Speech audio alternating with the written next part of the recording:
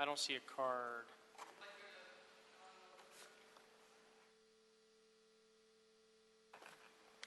Sorry, I don't see a card. Okay, with that, we'll approve item number 12 without objection. Okay, if we can now move to item number 2. If you can read that to the record, please.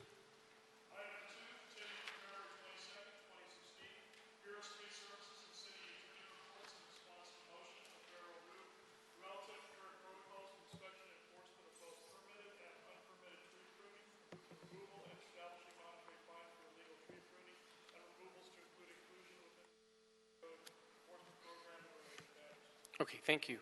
Before I turn over to my colleague, Mr. O'Farrell, I understand we're having some issues with the internal speakers in City Hall, those who are following the Public Works meeting. I have Dennis in my office working with IT for, just to let you know, we're working on it, and hopefully we get this issue solved as we move forward into the week.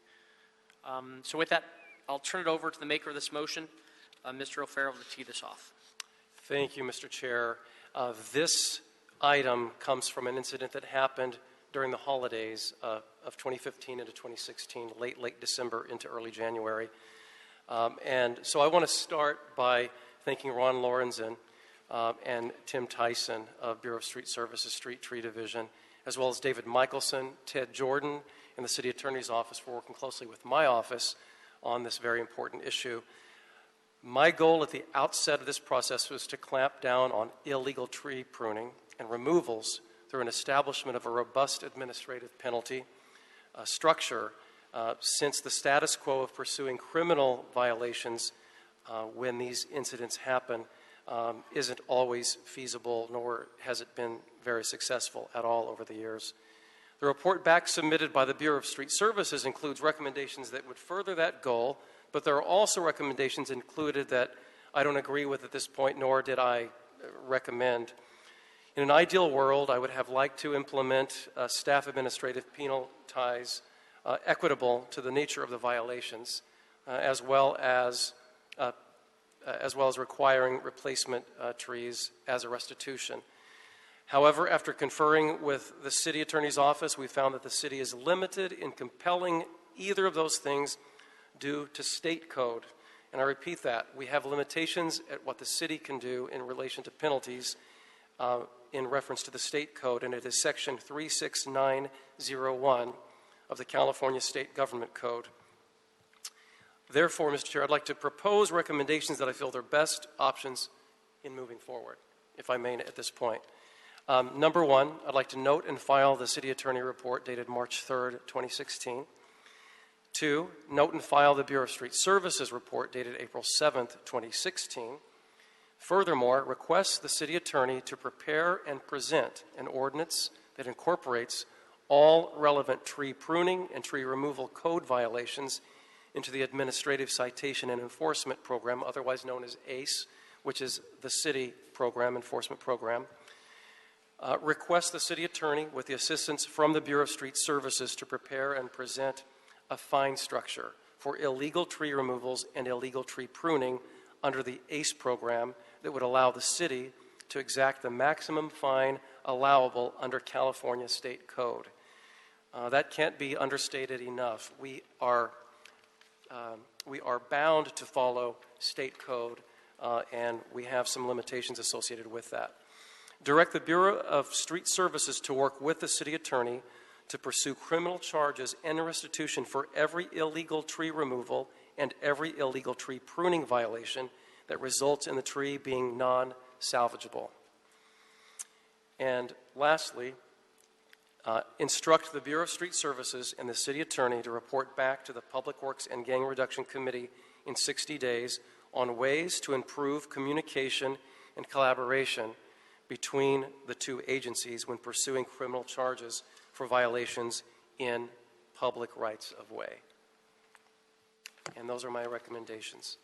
Thank you, Mr. O'Farrell. Thank you, Mr. Chair. With that, we do have speaker cards. If I can please welcome to the microphone Yara Hill, followed by Mark Wareham and Adrian Rachin. Please come forward, the three names I called. Good afternoon. Ms. Hill? Yes, my Okay. name is Laura. I represent the South Park Business Improvement District. We're a 52-block neighborhood in downtown LA, which includes LA Live, the Staples Center, Convention Center, over 400 businesses, and a fast-growing residential population. The bid opposes the proposed changes to the city's tree pruning and removal policy in public right-of-way. The changes will make it more difficult to maintain a healthy tree canopy and safe neighborhood sidewalks. Adding additional fees and inspections will only add to an already long and uncertain process, which will mean even fewer owners willing to prune their own trees. Timely pruning is essential to assuring a tree's vitality as well as the safety of pedestrians. Because the city has not properly pruned trees in a timely fashion in the past, many of the trees in our district are unhealthy and have unfortunately damaged our sidewalks. In order to encourage timely pruning of street trees, the city should streamline the process to receive a tree removal permit, not make it more difficult. We ask that the Bureau of Street Services reconsider its recommendations and formulate solutions that will not drown business owners in unnecessary and ineffective administration. Thank you. Ms. Hill. Mr. Wareham?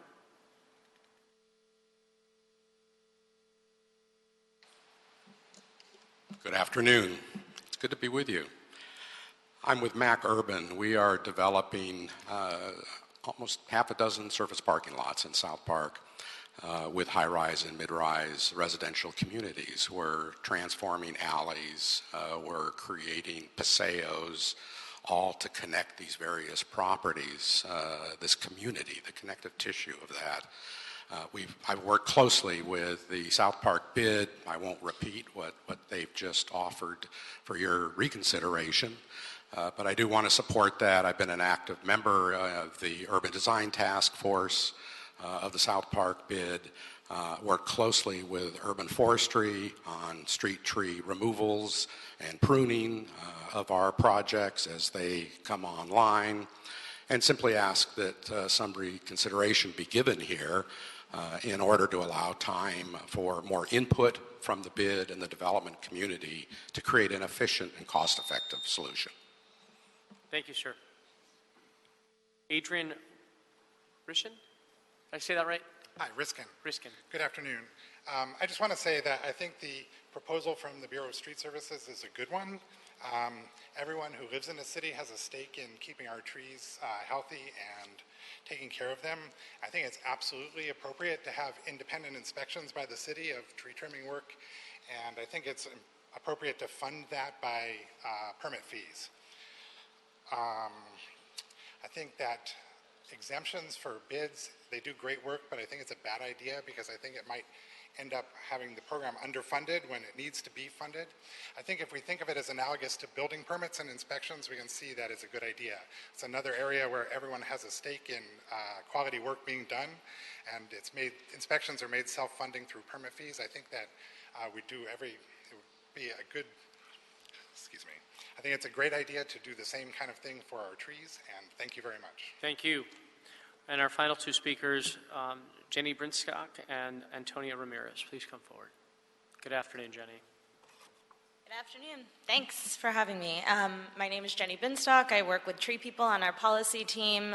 We want to thank Council Members O'Farrell and Rue for their important leadership on this issue, and with the stressors from climate change and drought, disease, and a continued to be underfunded Urban Forestry Division, this particular effort is incredibly important, and we're pleased to see that through the thoughtful background and the recommendations put forth by BSS, we generally support all that we see in these recommendations. And I think what my comment was probably similar to what you just addressed, Councilmember O'Farrell, which is that while these recommendations seem to do a great job at addressing permitted tree pruning and removals and enforcing stronger measures around those, we're concerned that this doesn't adequately address illegal, unpermitted tree pruning and removals, and so we're looking forward to seeing the different report backs that you directed.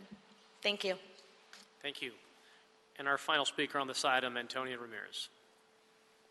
Thank you very much. In the year 2014, I was standing on the 6th floor from where I was living at the condo at 10535 Wilshire Boulevard in Los Angeles in the UCLA Westwood corridor.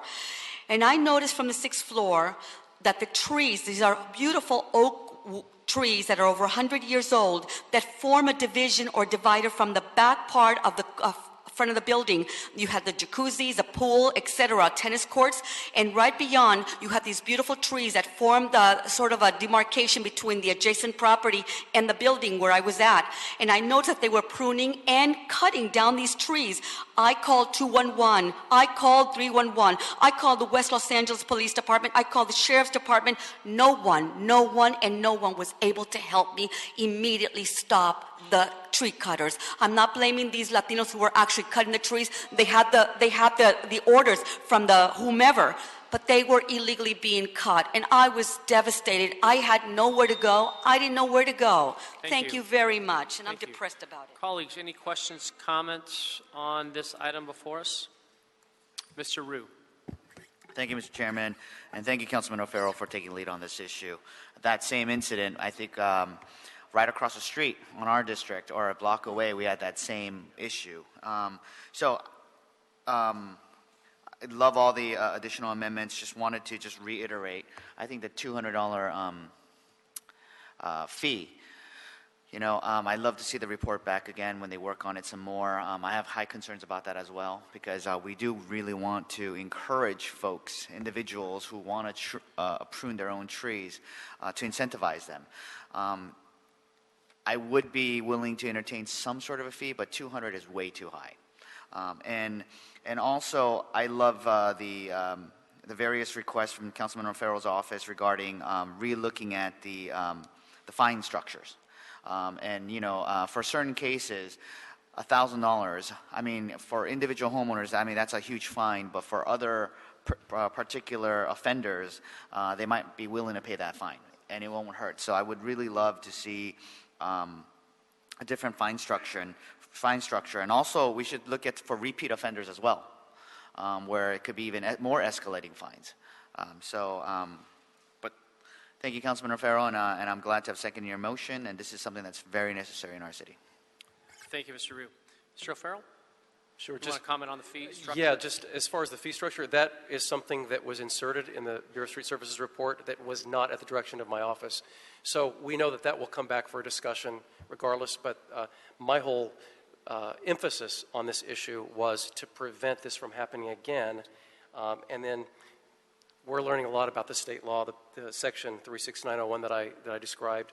So I just wanted to say that for the record. So we look forward to this coming back so that we can really dissect and deliberate on that piece of the street tree ordinance. Thank you. Appreciate that. Yeah, and I agree. Ultimately, anytime you impose a fee on an infrastructure improvement, fees stink when it comes to improving our infrastructure and beautifying properties, either residential, business. We led an effort in this committee to waive all fees associated with sidewalk repair program. That's now in effect. So looking forward to hearing back from the Bureau on, and just for the speakers who were here, the Bureau is going to investigate instituting a fee. And I know Mr. O'Farrell is going to come back to us as well on for further discussion on that piece. Any other questions, comments? Okay, hearing none. Let's approve item 2 with the direction as instructed by Mr. O'Farrell. I assume they have a copy of the directions and instructions. Mr. Clerk, you have that? Okay, fantastic. Fantastic. Okay, so without objection, we'll approve item 2 as amended. Okay, item number 3. Item number 3, Board of Public Works and Environmental Impact Reports, Mitigation Monitoring Program, and findings relative to the Van Nuys Fire Station, number 39 project, State Clearinghouse number 201-503-1067. Okay, we'll take our speaker cards first. We have a number of speaker cards here on this item. If I can bring up, I'll call your names in 3. Candio, Jesse Marquez, and Robina Sewell. Please come forward. Chairman Candido Maris, proud sixth-generation Latino American. I apologize to the hardworking Latinos, immigrants, whether you're illegal or legal. If you're trying to make this country great and you came here for the right reason, God bless you. That's what's bothersome for me with this Van Nuys fire station. You know, this fire station has been fantastic for over 60 years. It's been great. But to hear Public Works how this facility is no longer any good, yeah, it's outdated, and we need a new place. But we need it at the best location. There were better locations, and that's the sad part. It's not the pollution that's in the ground. It's about the pollution that's the political pollution that's going to come out. In 2004, I reported some of the crimes that were taking place at the jail, and here it is 11 years later, and people are being sentenced. I tell you right now, this will be a centerpiece of corruption within the next 5 years. And Mr. Piscano, you've been a wonderful councilman, but when you first came here, you would have allowed me to speak on item 12. Things have changed. Okay, Mr. Marquez. Jesse Marquez, Coalition for a Safe Environment. I thank you for this opportunity to speak to you, Chairman, and members of the committee. Our organization has members throughout the city of Los Angeles and 25 other cities throughout LA County, so it seems strange that a Wilmington organization is in Van Nuys, but we actually do have members in Van Nuys. So it's perfectly clear, we are not against a new fire station. The issue is the location. Yes, the staff will tell you they looked at 18, and yes, they'll tell you they selected down to the 5 finalists, but we had also requested an opportunity for the public to be able to recommend locations, and that opportunity to meet with the staff or anybody was not offered to the members of the public and to the residents there. You'll also see that throughout their responses to our organization's public comments in the draft EIR, they often say, see page 8, see page 9, table A1, appendix, la la la la. But if you were to create a little chart and put them side by side, they did not even respond to about 2/3 of all the concerns that we had and the requests that we made. So we ask that you read our comments and take them into consideration and allow us extra time to speak. Thank you. Thank you. Robina? Yes. Robina will be followed by Jacob Lynn, Louis Moon, and Lori Lynn. Welcome. Hi, thank you. My name is Robina Sewell. I'm a resident for more than 27 years in the community. I submitted a copy of a California Public Record Act for the Los Angeles Fire Department, CUPA quarterly deficiency progress reports to each of you, and also to be placed into the record, please. I've had difficulty getting records, unfortunately, and I'm hopeful that you can help, please. The proposed site poses serious environmental health risk for our firemen and hundreds of residents, not just 6 homeowners that you may hear. There are hundreds of stakeholders and vulnerable students and others who use this path daily for work and for school. The city acknowledges that the site contains a cesspit, a huge cesspit where a variety of industrial waste was dumped for years. And the environmental impact report confirms the site contains contaminants of potential concern, volatile organic compounds, and PCBs, which are similar to dioxin, all of which are chemicals known to cause cancer. We hope that you please consider a different site. Thank you. Jacob Lynn? Actually, I'd like my 5 minutes. I'm a member of the Van Nuys Neighborhood Council, please. Fine. You're not giving me my 5 minutes? That's quite telling. I'll get to the point. The neighborhood council, at least me myself as a member, we were never told about anything about the EIR or anything. The past week, all these documents have been shoved through, and nobody, well, me specifically, has not been able to see anything. Now, again, I am representing myself as a member of the council, not the council itself. And you know what?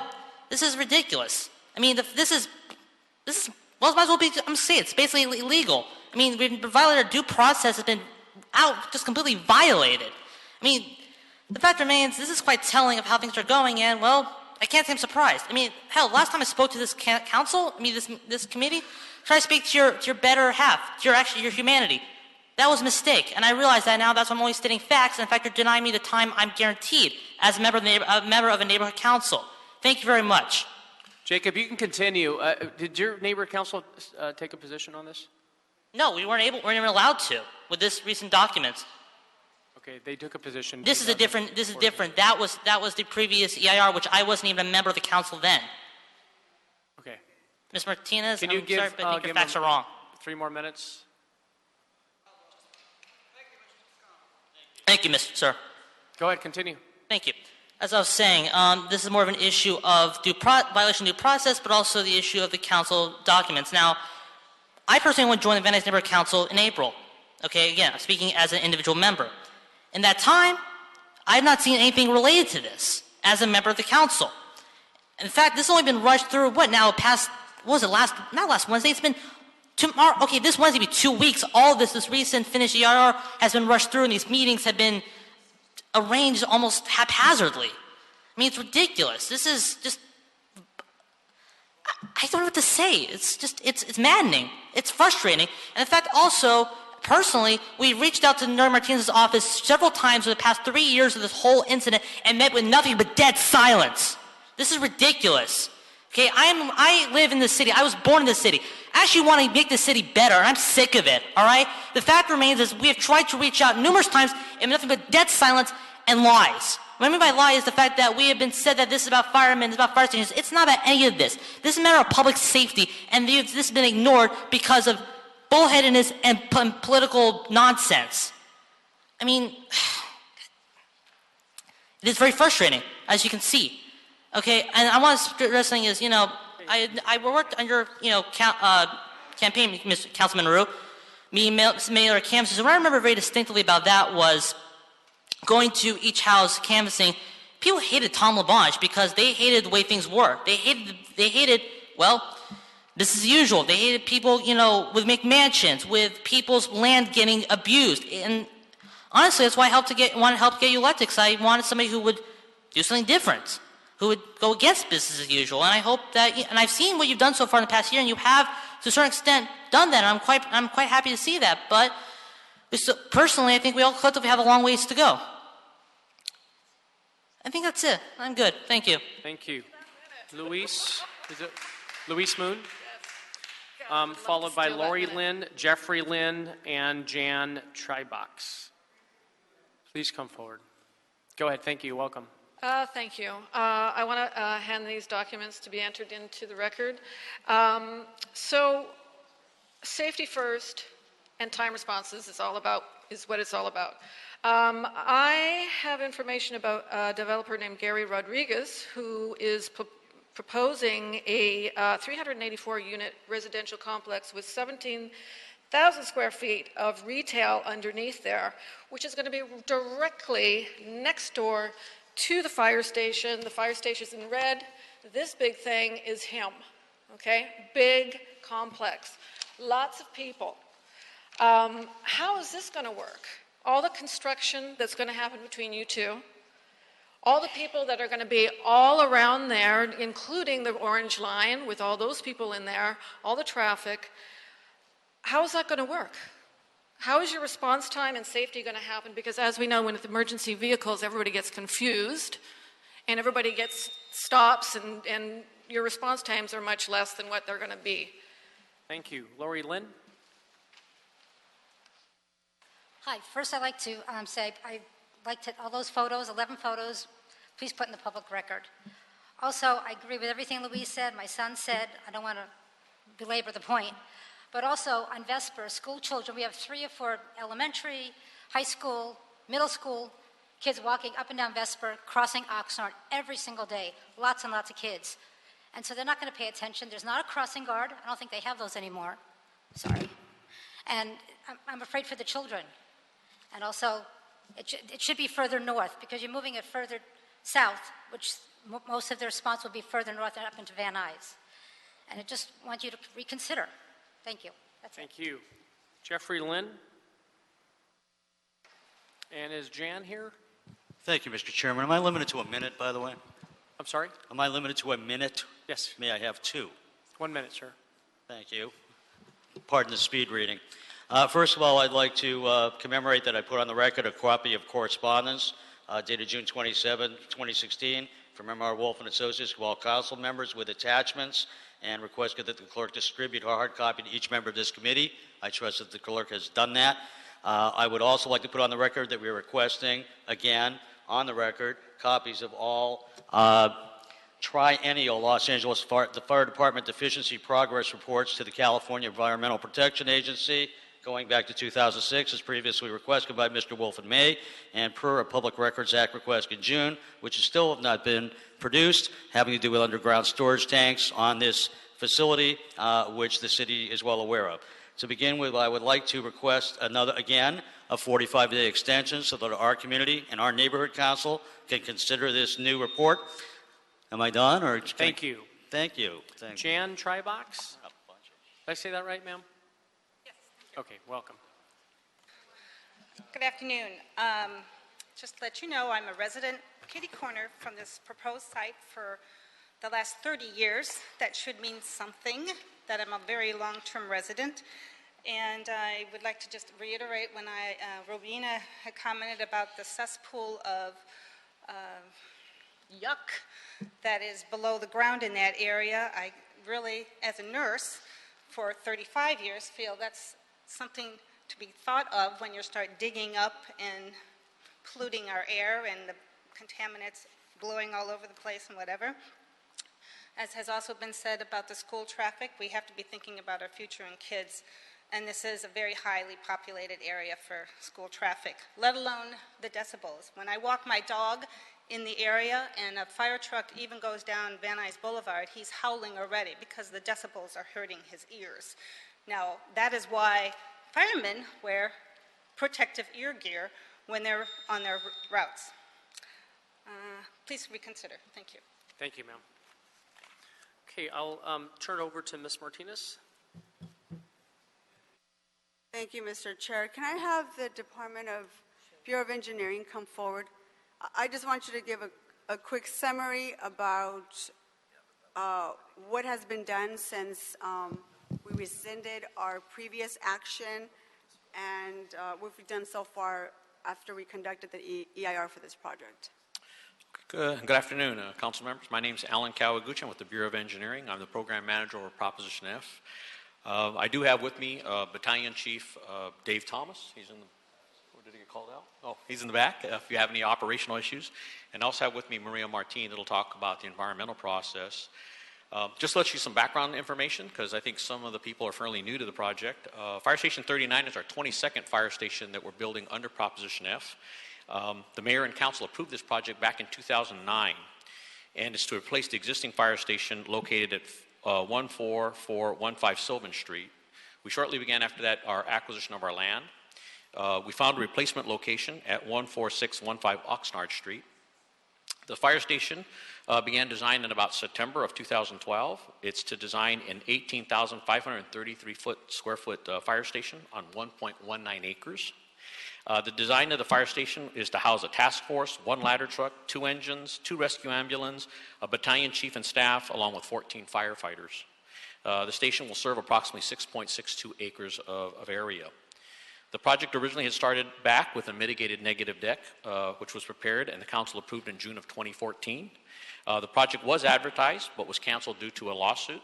At that point, we can go straight into the process that occurred as Councilmember asked for in terms of how the EIR moved into place. Maria Martin. Good afternoon. As Alan mentioned, my name is Maria Martin, and I'm with the Environmental Management Group. Starting in December 2014, the City Council instructed the Bureau of Engineering to prepare an environmental report, as you know, pursuant to the California Environmental Quality Act, or CEQA. On March 19, 2015, the City issued a notice of preparation of the draft environmental impact report, and a public scoping meeting was held on April 9, 2015. The draft EIR was circulated for public review for a 45-day review period from March 24, 2016 to May 9, 2016. A notice of availability of the draft EIR was sent to members of the public, local and state agencies, and other interested parties. A notice of availability of the draft environmental impact report was also published in the Los Angeles Times on March 24, 2016. During the public review period, the draft EIR and EIR administrative record were made available at the Van Nuys Branch Library, the offices of Council District 4 and Council District 6, the Bureau of Engineering offices. The draft EIR was also available on our website. During the public review period, a public hearing was held on April 14, 2016 in Van Nuys to solicit public comments on the draft EIR. All of these activities were conducted in accordance with CEQA. 7 comments on the draft EIR were received during the public review period. Responses to these comments are presented in the final EIR. Comments received included comments related to potential traffic and transportation impacts, noise impacts, biological impacts, air quality impacts, hazards and hazardous materials, and availability of the reference documents for the EIR. None of the comments necessitated changes in the findings of the EIR. The EIR concluded that with implementation of mitigation measures, the proposed project would result in less than significant impacts.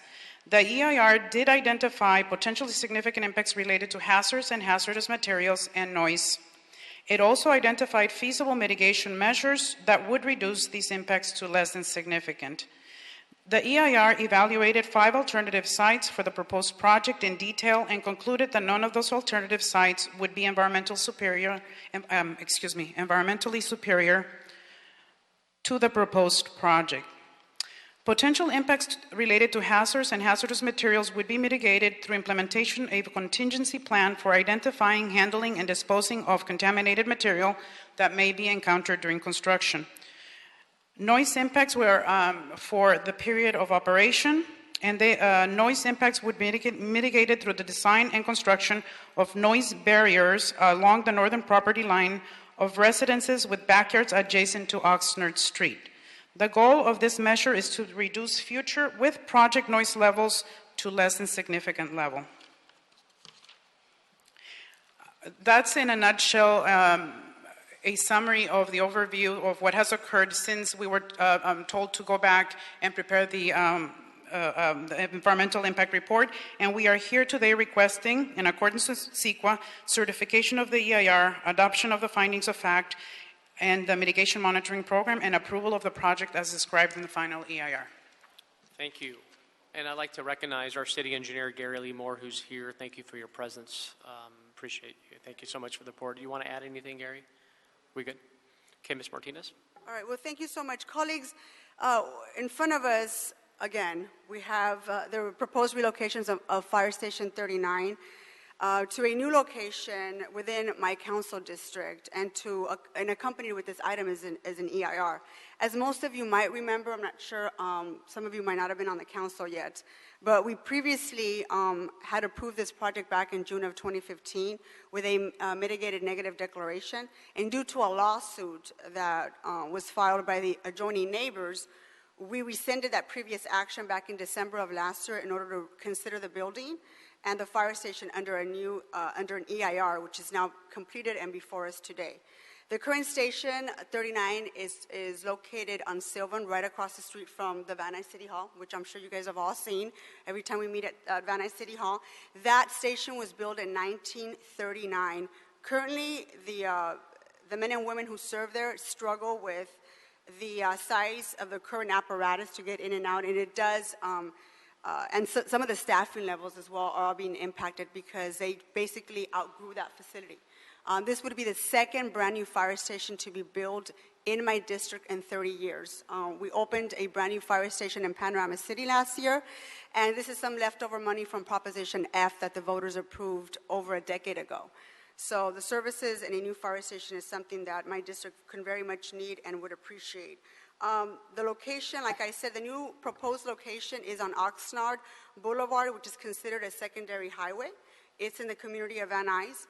The current location would basically be a lot easier for some of these larger trucks to maneuver in and out, as opposed to Sylvan, which is a lot smaller street, and it creates a lot of traffic problems for our current location. So the new location would basically, the fire trucks will be able to exit onto a 5-lane highway, which is currently what Oxnard Boulevard is, with signal interpreters as well as other safety mechanisms to help these equipments, this new fire apparatuses, be able to safely enter the new fire station. Oxnard Boulevard and that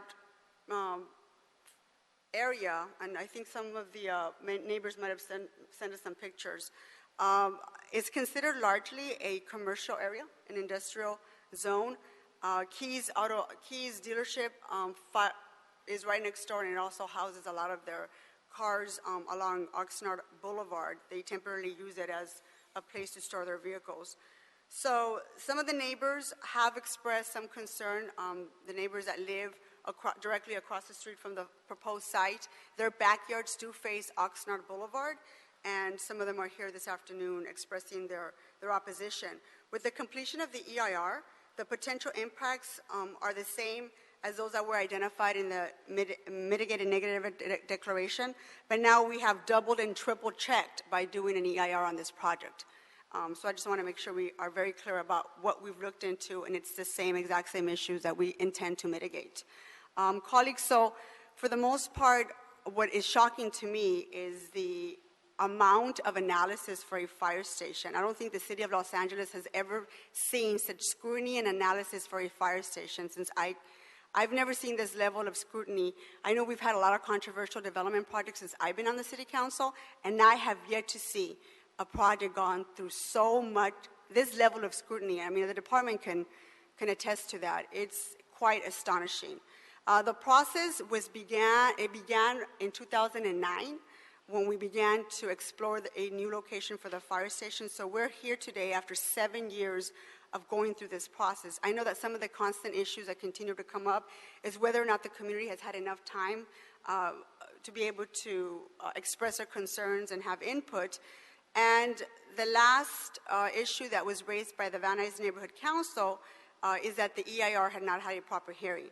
I can tell you that there's been 5 previous hearings on this item and they've gone on the record as far as April of 2014 opposing this fire station and its new location. So nothing has really changed based on the opinion that they gave back in April when they took a vote. So going back to the very beginning of this project has had 15 community meetings, public hearings, including this one here today.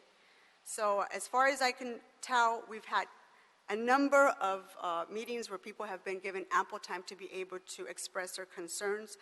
And here today I'm asking you colleagues to please support us moving forward and approving the relocation for Fire Station 39 and by approving this item here in committee today. Thank you, Ms. Martinez. Colleagues, any other questions? Okay. I want to recognize Ms. Martinez for her handling of this. I know as soon as you arrived here in the City Council, this was of major concern and importance to you as an incoming council member representing this area. And I remember the first hearing that we had in this committee where I shared my first interaction with the Los Angeles Fire Department was at my aunt's house. Her home was 3 doors away from a fire station on Grand, 16th and Grand in San Pedro. And I even remember playing out in the street on Grand, and we had an emergency, and all we had to do was just run across, knock on the door, and we had a firefighter there on scene within seconds. And I agree. I mean, for crying out loud, we're bringing in public safety resources in this area. I also recognize the concerns that residents have had in leading up to this point because of loud fire engines and sirens, and I believe what we have before us has been well documented on how to mitigate those concerns. So I fully support moving forward on this, and I appreciate your guidance and leadership and bringing in additional public safety resources to your district, Ms. Martinez. I know you've been a champion on a number of public safety issues, and this new fire station will complement your advocacy for more resources and improved response times in that area. So hearing none, without objection, we'll approve this item. We'll approve the city engineer report and send that to council. When will this be coming to council? I wanted to announce, thank you, yes. Mr. President. This item has been agendized for tomorrow's council meeting, but we plan to continue it until Friday. So if people still want to come to council meeting tomorrow, you're more than welcome to, but the item was going to be continued until Friday. Very good. So you're willing to reopen public comment on Friday? That's We'll correct. work That- with I that. don't- I don't have an objection to that at all, but I'm just making sure people are aware that Very good. tomorrow, this item has been agendized for tomorrow, but we are going to continue it until Friday. Very And good. people are welcome to come on Friday, or they can come tomorrow to double check in case they think that we're trying to pull a fast one. But the item will be continued until Friday, and I will be more than happy to reopen public comment.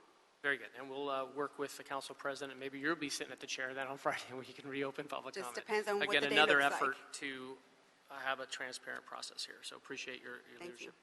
Okay, without, okay, so that item is approved, and we'll send that to council. And our final item, item number 4. Item number 4, Joint Bureau of Engineering and City Administrative Officer report relative to the citywide sidewalk repair program. Okay, our city engineer is here, Mr. Gary Lee Moore, thank you, and can give us an update on moving forward, finally, on a citywide sidewalk repair program. I know we're missing on one more report, which we'll address moving forward. So, Gary, tee it off to you. Well, good afternoon. I'm joined today with Patty Huber, the Assistant City Administrative Officer for the City of Los Angeles, and we have this joint report for you this afternoon. The recommendations, I'll go through them very quickly, and then I'll just give you a little bit of background on how we got here. I do want to say the city family is excited to be working on sidewalks, and this report really reflects that, working with the mayor's office, the city attorney, the Bureau of Street Services. I know Ron Lorenzen, Assistant Assistant General Manager, also with the Bureau of Contract Administration, the Inspector of Public Works, John Ramirez is here. We had the Information Technology Agency working with us. Of course, your staff working with us to develop this policy for you today. Hold on, I'm sorry. There's a disruption in the back. Can you please, thank you, Sergeant. Okay, Mr. City Attorney, proceed. I'm sorry, I'll City be Engineer. City Engineer right now. I don't want Mr. Fuhrer. He's Mr. City Engineer. I'll just Go be a ahead, sir. professional engineer. So what we have before you today is we're recommending a rebate for a volunteer program of the concrete sidewalk repair program of $2,000 per lot for residential properties and $4,000 for commercial properties. And this is a maximum amount, not to exceed. We would also recommend that the property owners that are sharing in this, that this program would, if they had to replace a tree, they would be responsible for replacing the one tree, and then the additional trees would be covered by the city. And then finally, to instruct the Board of Public Works to implement a sidewalk repair program that reflects the cost sharing, and also authorize the board to designate specific elements of the program.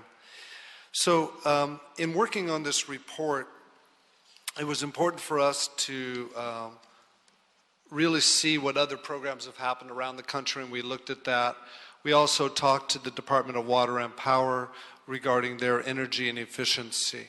And when we looked at this, we decided one of the things that we wanted to do was to ensure that homeowners are fully aware of what they're committing to, and thus the rebate works directly with the homeowner or property owners, and we're not proposing that it be going through a vendor or a contractor, but actually with the property owner.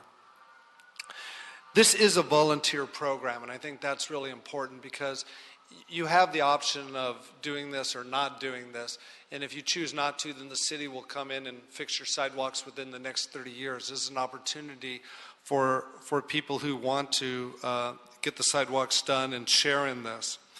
And I can walk through a little bit of the framework for you of how it would actually work. And what happens is that we've proposed that homeowners would fill out a program interest form. And we'll have it online. Of course, you can come into our offices. You can work with 311. We'll have every way possible for you to submit this form. Once this form is submitted, we'll then have one of our inspectors go out to your property site, and they'll then inspect the property. It's important that the sidewalk adjacent to the applicant's property must become ADA compliant. So you can't just fix half the sidewalk and leave the other half, because when we're done, your entire property, we want it to be ADA compliant.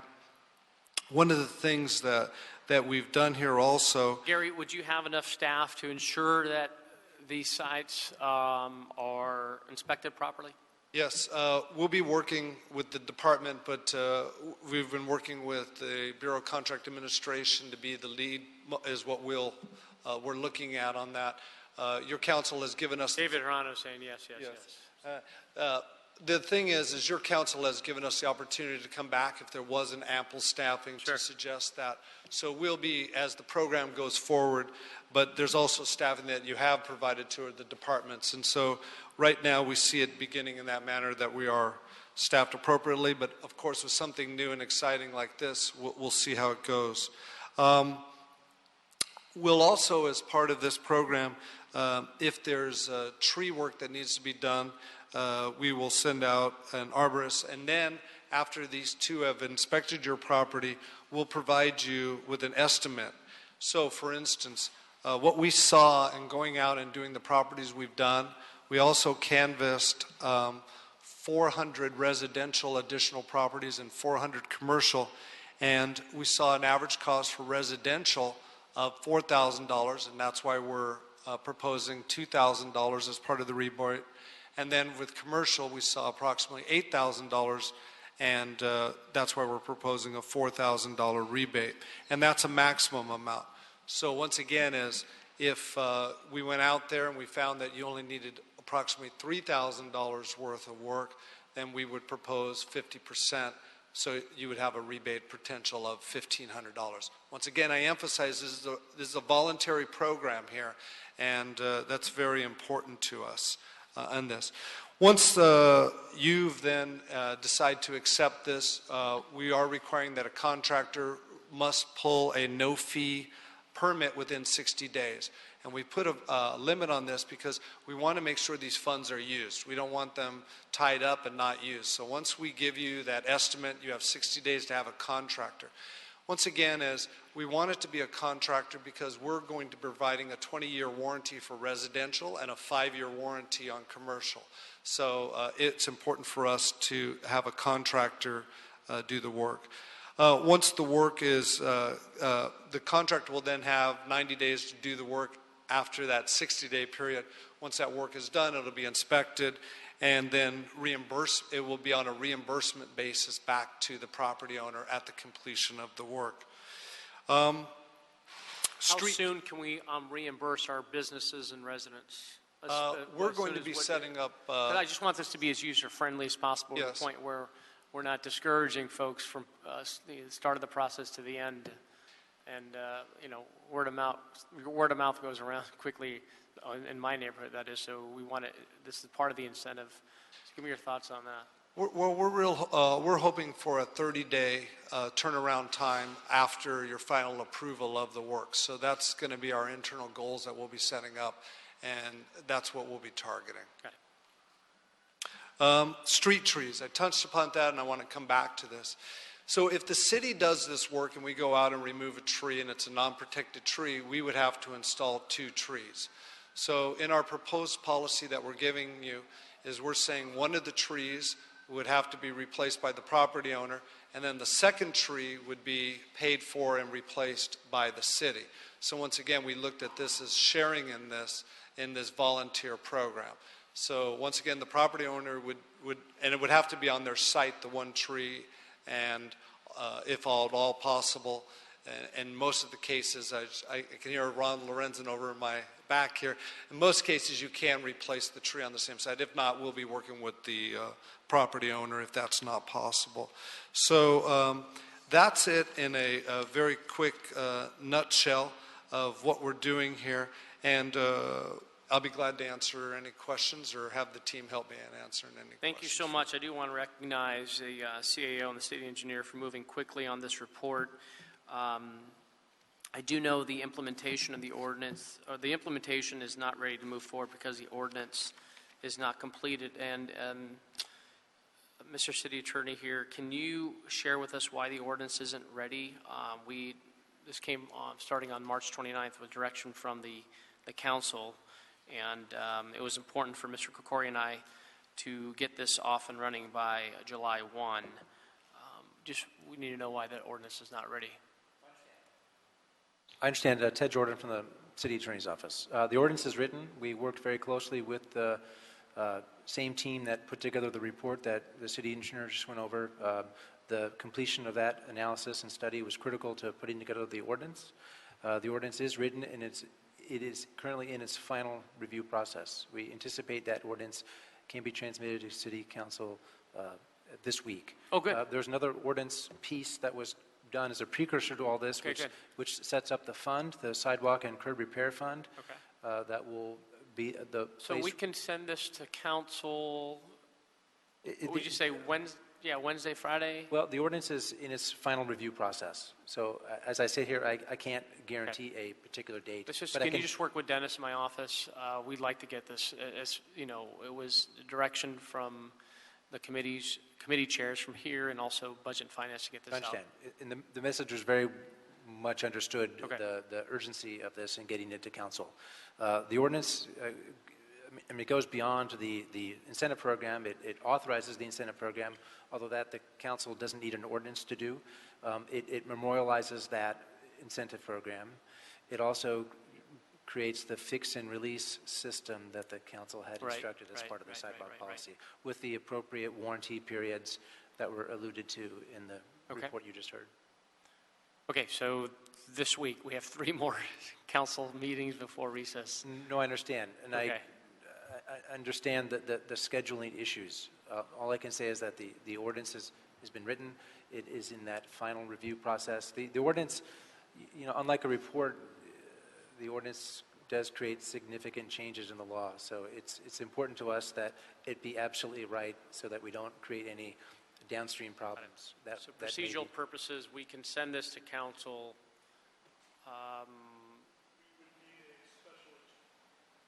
We would need a special agenda for Friday, July 1st. Pretty much that's our only window. And I will talk to my office about Very good. the feasibility of that. Got it. It seems like whenever we have these ordinances come before this committee, I don't know if you're shorthanded, Ted, if we need to lean on the city attorney to get you more staff, or... ordinances are... I mean, there's ordinances that are embraced by the city attorney that get a quick turnaround within a week. And here, oftentimes in this committee, it's very frustrating. So if you need us to advocate for more resources so you can do your job more swiftly, we're here to help as well. I appreciate the offer. Thank you. All right, everyone text Mike. Okay, so let's hope, I'm hoping to get this to council by Friday. Mr. Yes. Yes. Mr. Jordan's going to work with Dennis and my team, and we'll get this over. So we'll have to continue it for now, and we'll, if we have to call a special agenda, we'll do so. Okay, before we continue, and I know I have some speaker cards. Colleagues, any questions on this? Mr. Rue? Thank you, Mr. Chairman, for bringing this very important, if not one of the most important issues that we constantly get asked as council members with our constituents. And thank you for this update. I know there's a lot of work that needs to be done, and obviously this is a brand new project and new ordinance. As we go along, there's going to be lots of fixes as we progress and see what's deficient, and especially if R2 passes with the huge local return that that we've all been championing, especially with Councilmember Buscaino, to making sure we get more money for our streets and sidewalks. That would be amazing. Just on the cap. So basically, you guys go out there and you tell the resident or you tell them how much we're going to reimburse, right? That's correct. Are you planning to, after it gets fixed, are we going to check their receipt or? No, we're doing it.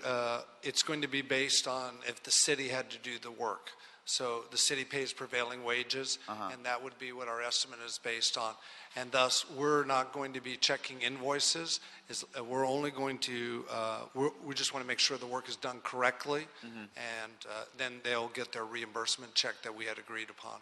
So technically, if the department or if the city deems that this repair is going to cost $3,000, so you reimburse half, $1,500. But if the actual cost turned out to be $2,000, so we're actually giving more than 50%. That is correct. Okay. That is a potential. But at the same time, if we did do the work, it would cost $3,000. So for us, we look at that it's a program that has an opportunity to add more miles of sidewalk. So it, once again, is the city would have to do all the work if the homeowner didn't spend that money. And the department, I remember talking about this a while back, the department is going to have a list of approved vendors or people who we recommend who are competent to do the work, right? Yeah, we have a list of contractors that we've worked through. I think it's almost 40 contractors, but the requirement is no different. They can use any contractor as long as they have what's called an A or C, that's Apple or CAT contractor license. Okay. So they won't. We're not going to limit them to any list, but we will have a list that they could pull from. So if we deem the job to be $3,000 and we're compensating half, but they go somewhere else and use a unapproved contractor, which is their right, and when we come back and inspect and it's not done to code or not done properly, we will not reimburse and we will ask them to redo it? Or That is correct. It would be just like a typical public right-of-way work where the inspector would say that it's, the work needs to either be removed and replaced or repaired to the standard. They would not receive any reimbursement until it's repaired. I mean, I have a lot of questions, but I'll reserve them for a later date when you come back with a more robust report. But the only thing is, in instruction number 2, where we asked the joint Public Works and Budget and Finance Committees to report on instruct the BOE and the CAO to report back on the feasibility of the sliding scale for cost sharing for nonprofits or those who display certain levels of hardships. I mean, will you make sure to include that in the next report? We'll be working on these reports. Yes, we will be working on those. Because there's lots of nonprofits in the district who really want to get this fixed, but they need some sort of maybe a little bit more assistance. We will look at that, yes. Thank you, David. Mr. O'Farrell? Thank you, Mr. Chair, and thank you, Gary. Just a quick little rundown of questions. Will there be a cap for the overall cost that the city imposes on itself for the rebate program? There's a $6 million cap that has been set aside in this year's budget for this program. So the money will be pulling out of that. So $6 million this year, and whatever we decide in subsequent years. That is $6 correct. million is the cap. Okay, right. And that's for both commercial and residential. That is correct. What's the reservation process? Is it just first come, first serve? It'll be on a first come, first serve, and just work through the list. Okay. Yes. And what will be the turnaround time for A permits, approximately? You know, right now, turnaround time on A permits is basically same day, right, Ted? Same day as right now on A permits, correct? We have a one-day turnaround. Okay, doesn't get much better than that. That's No. good. And then what's the outreach in terms of letting constituents across the city know this program exists? Yeah, that's going to part of our us. Yeah, we're going to be working with all of you on that and see what's the best way to do that. If there, it'd be nice to maybe start out a little bit without and see how we're doing because there is a cap, and so we'll have to see how it goes. But yes, we'll be doing some type of outreach for it. Did you want to say something, Pat? No. Just that you started talking money. I was just here to back Yeah. Still to be fleshed out a little more as far as letting people know. Yes. And what's the rationale between of the city paying for one of the street trees as opposed to the 2-to-1 replacement program? Well, a typical frontage usually, and Ron's here, there's one tree located on the property, and there is, the homeowner will be responsible for watering it and nurturing it along. And so the thought is that once again we wanted to share, it was in the 50-50 spirit that it's because of the sidewalk basically, is that the tree has to be replaced. So that thought process was we're sharing in this together, and the other tree will most likely be relocated on another property. We didn't want to have that homeowner find that location, have to, how do they maintain it and so forth like that. So a lot of the thinking is that it's within the same property. Yeah. And with that, with the tree replacement, that makes a lot of sense. What is the, guarantee or recommendation that if it's a 2-to-1 and we enter into that cost share, what happens to the tree? Is it going to be planted immediately, or is it going to sit in a lot, or are we anticipating that process? We need to spend, with our obligation under Willits to spend the money on an annual basis. So I anticipate that those trees will all be planted and spent within that fiscal year. That's really our incentive here, is to keep spending the money. So I don't, and then we'll be tracking the trees for you and locations. And so I think there's a real, you may package up, for instance, 100 trees at a time, figure out the locations, send out, one contract to plant 100 trees. But I don't think there's any intent of multiple years until that, quote, second tree is planted. I think we're looking all within a very reasonable amount of time. And I would recommend, forgive me for assuming, but you might already be doing this, to work very closely with Bureau of Street Trees on that possibly unanticipated consequence of stockpiling of trees somewhere, and our nonprofits like Tree People, Northeast Trees, et cetera, so that we can get trees in the ground real fast. Yeah, they are been a partner, and they are really the lead on with us on locating the trees and helping us, and we'll be helping them maybe with the contract. But it's what's been great about this is the partnerships on the Sidewalk program. It's unprecedented that I've seen in the partnership. And I definitely want to thank Ted Jordan, who sat through our weekly meetings of developing this, and it was integral to be able to be here today, because we need to make it work in an ordinance. Thank you. Mr. Price? Thank you, Mr. Engineer, for your hard work in this effort. I know this is something that really does impact the quality of life throughout the city. I know you said that repairs pretty much going to be on a first-come, first-served basis, but I think we should also be at least aware, conscious of some sidewalk equity. We want to make sure that repairs are being done all around the city to the extent we can. And I know that there's, no hard, fast rules, but at least we should be mindful of where the repair dollars are going, so that we can more effectively encourage and promote and, work with neighbors in other parts of town who may just not be taking advantage of this opportunity. I think you bring up an excellent point, Councilman Price, and I think with this program, as we get 6 months into it, a year into it, I wouldn't be surprised that we'll be back here with lessons learned, process improvements, and so I think that's definitely an area of all of our concerns is equity. And so we'll be watching that. I appreciate that you highlighted that. And if we need to make modifications to this, what we are proposing with this is the ability to make some changes. And I know that we'll be back in front of your committee here today, talking about how it's going, and we'll have the flexibility together to make suggestions. No, I appreciate your attention to that. You mentioned that the city had a list, that the department had a list of about 30 or 40 names, for example. It seems to me if an organization, if a business were on that list, that's a pretty good list to be on. Are you planning on expanding that, or how do we sort of juggle, encouraging folks to find one, but here's a list, where we got 40 listed?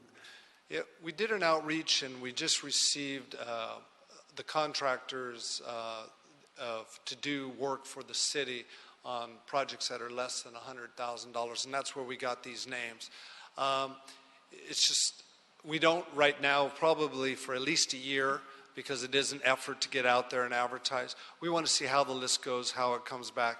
But once again, I think those are process improvements in a year to see, are they being utilized?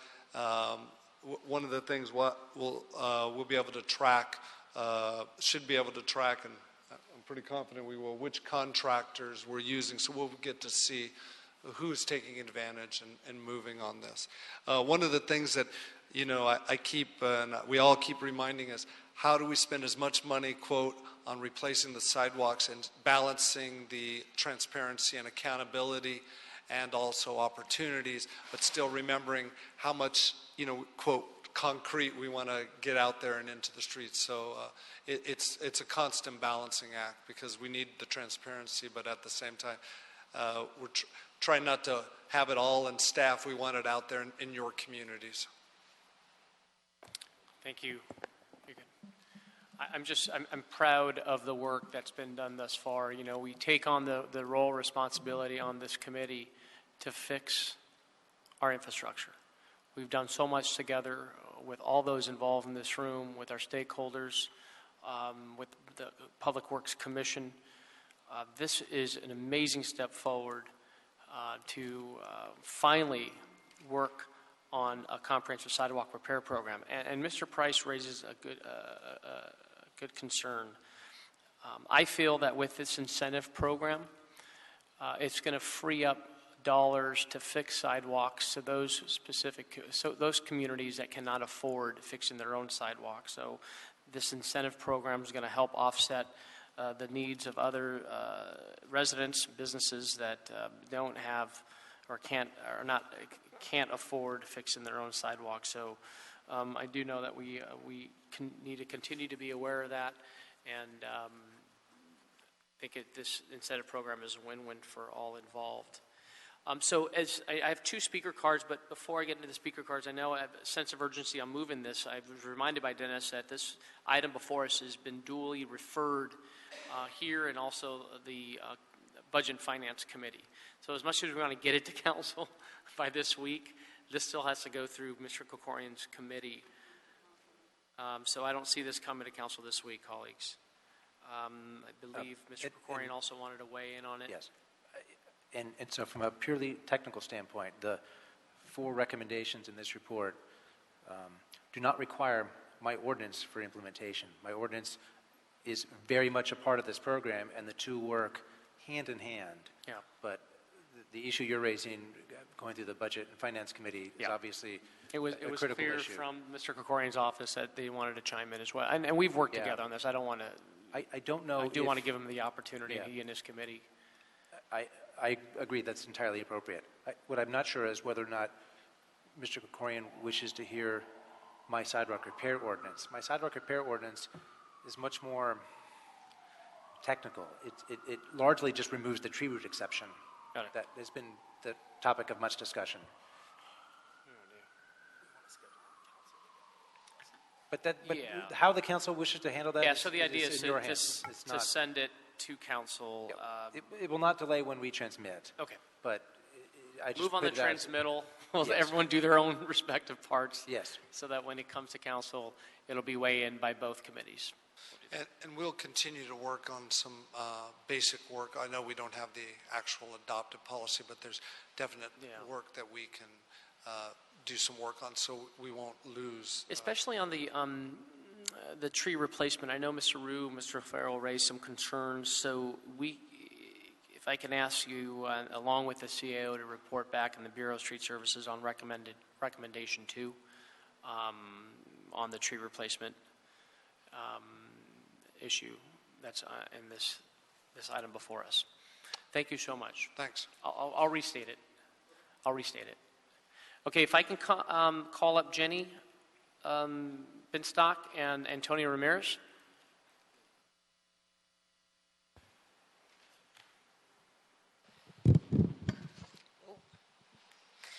Hello again. Thanks so much. This is Jenny Brinskock from Tree People. I also want to share that I've spoken with our partners at the Koreatown Youth and Community Center, who also echo what I'm going to share with you today. We continue to support the proposed sidewalk repair incentive program to help expedite better accessibility for all Angelinos. We also continue to be concerned for the urban forest. We fully support the city's responsibility as drafted in this program to cover the cost of one of 2 replacement trees. We view this as the bare minimum of what must be done to protect our urban forest, and I'm here to remind you that the cost of what's being proposed to the city does not even begin to touch the cost of what is actually going to be removed as a result of this program. We're concerned that recommendations for improving urban forestry standard practices have yet to be fully developed and integrated into the program, and we're also concerned that a program-level EIR has yet to be conducted to ensure that the environmental burden of the program is fully understood. But we recognize this is a very difficult process, and we look forward to working with you to both the short term introduce a stopgap for protecting trees and long term develop a policy. Thank you so much. Thanks. And our final speaker on this item is Ms. Ramirez. Thank you very much. That was an excellent and comprehensive presentation. I am for repairs, but I hope your report to the citywide sidewalk repair program includes actual pictures of before and after. For I can assure you that once these sidewalk repairs and repavements have been done, you will have the filthy gangbangers again waste no time in vandalizing and graffitiing and destroying the repaved and the newly restored sidewalks. That is my worry. And as you can see, I am concerned because I carry that shopping cart and I'm always tipping over with my shopping cart, tumbling forward on the streets or crossing the intersection, and there I go. I've had people stop in the middle of the street, help me with my shopping cart. So you can see why I am so concerned about that. And Donald Trump, God bless him, he said he wants to restore all the infrastructure all across America. Again, we want to focus on rebuilding this country, because we desperately need to repair this great, massive country of fortitude and greatness. Thank you. Thank you. Okay, so with this item, we'll continue it, knowing that's going to go to Budget and Finance, and instruct the CAO, with the assistance of BOE and Bureau of Street Services, to report back on recommendation 2 as it relates to tree placement. And colleagues, just know when we return from our recess, we will agendize this, maybe the second meeting in August. I'm hopeful that we can do that. Yes. Okay.